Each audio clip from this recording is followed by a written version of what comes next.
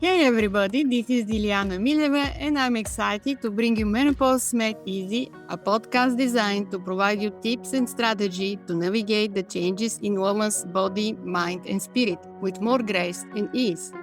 I appreciate you tuning in. Remember to like, subscribe, and turn on your notifications so you are updated of each episode release. Alright, let's dive in.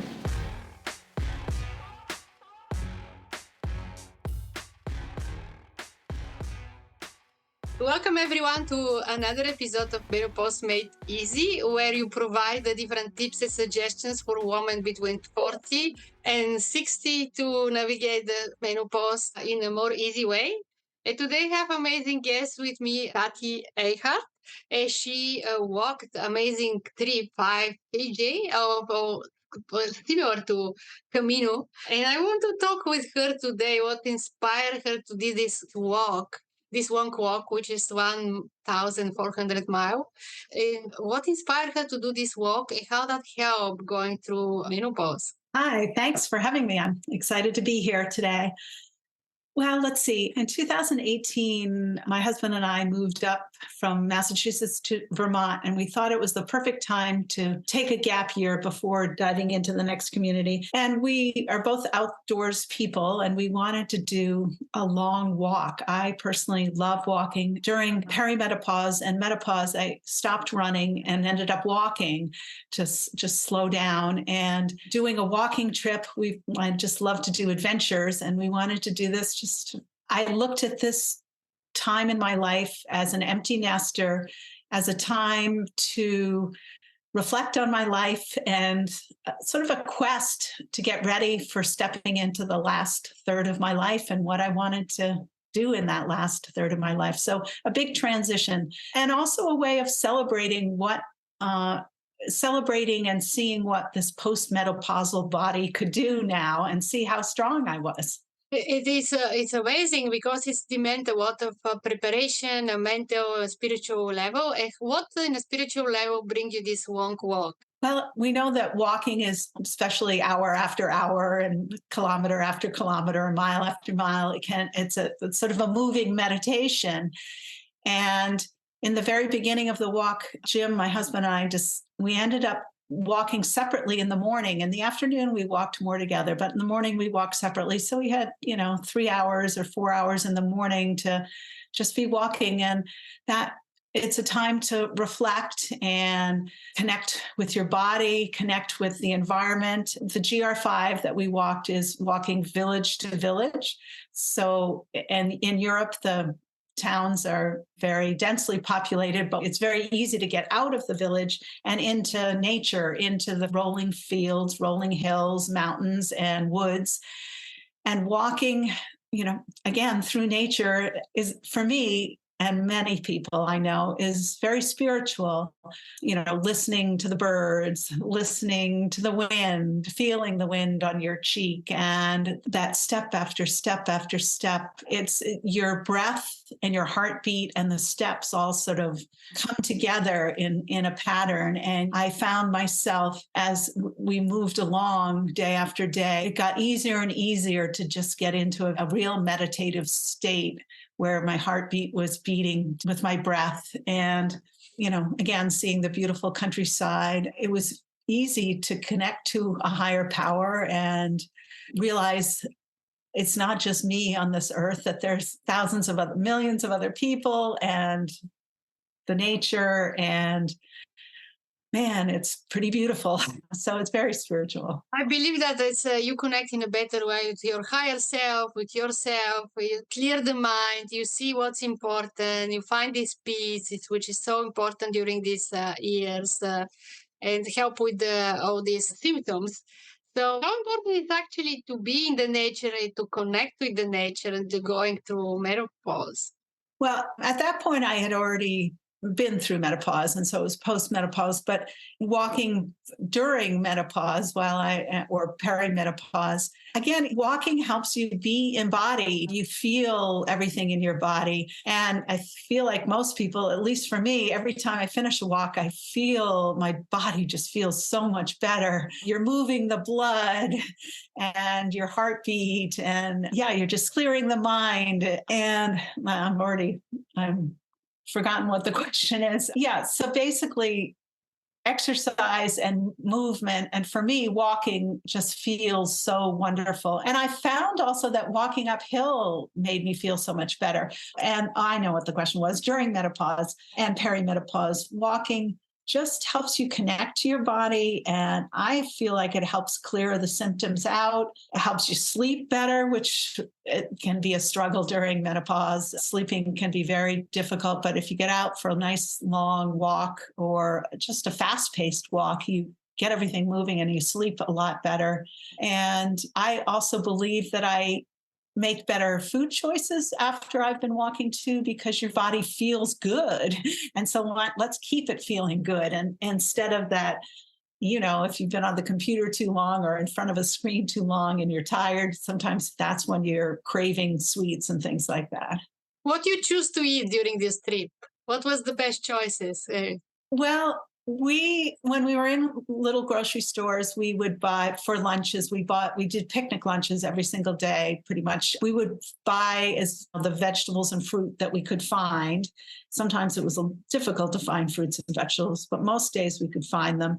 And you had to be careful not to buy too much because you're carrying it on your back, but cucumbers and the small cherry tomatoes and carrots and apples and oranges, things that were easy to keep in our backpacks.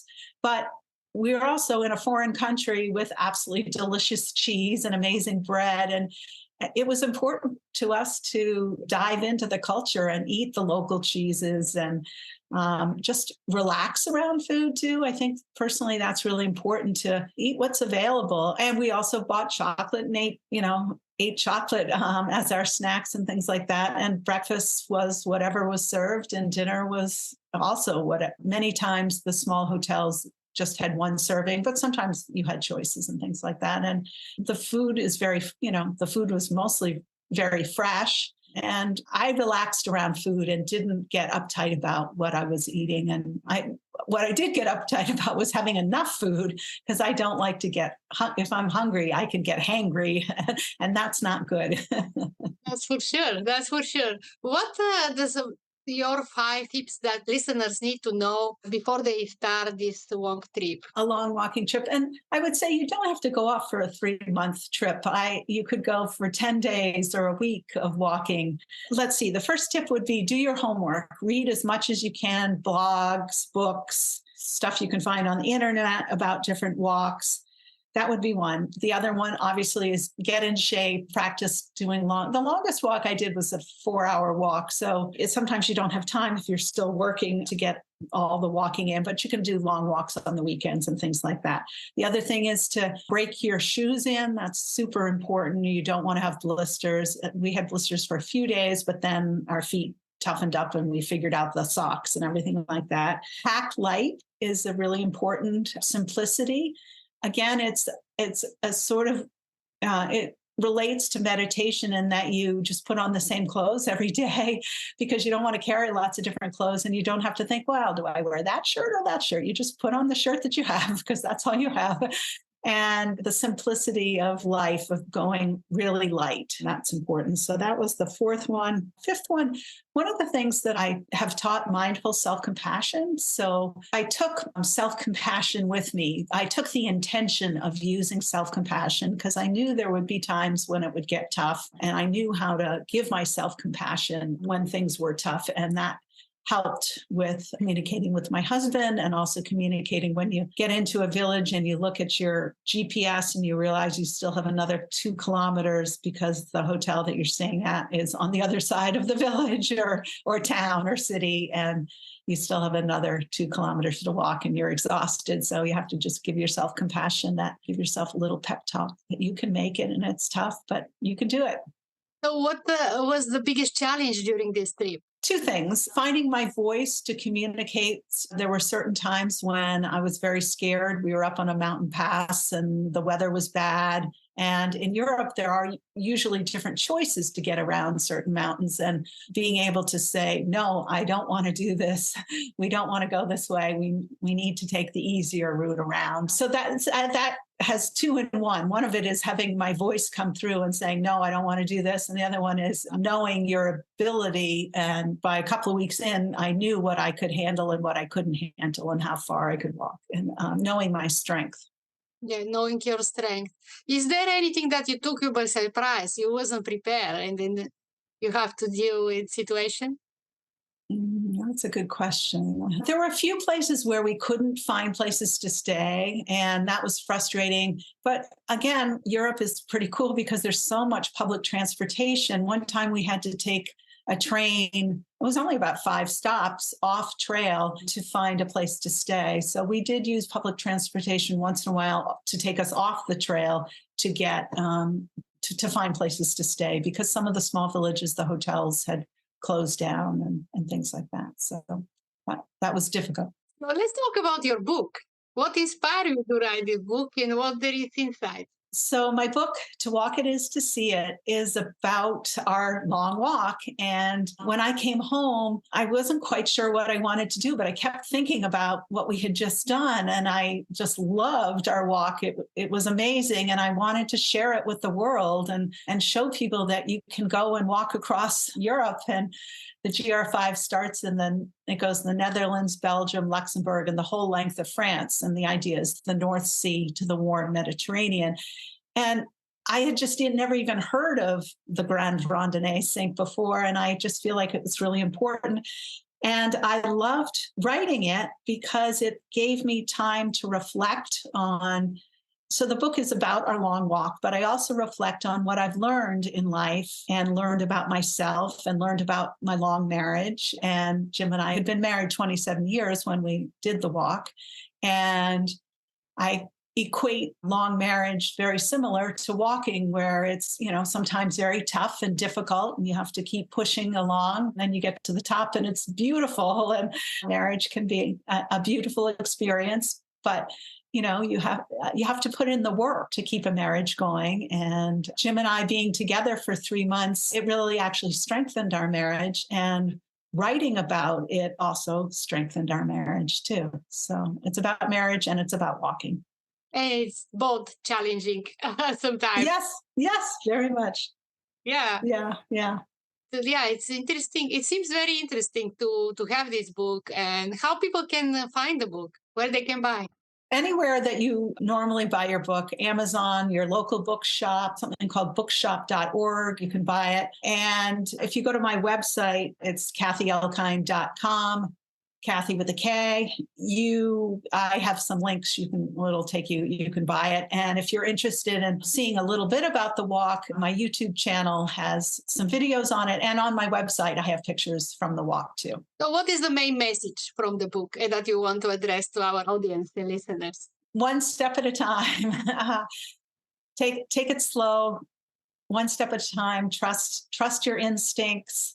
I have so many messages, but that would be the one step at a time, and trust your instincts. Your body wisdom knows a lot more than you realize. And I think as we get older, as women, we begin to trust that, and that we are very strong too. I call it wise strength.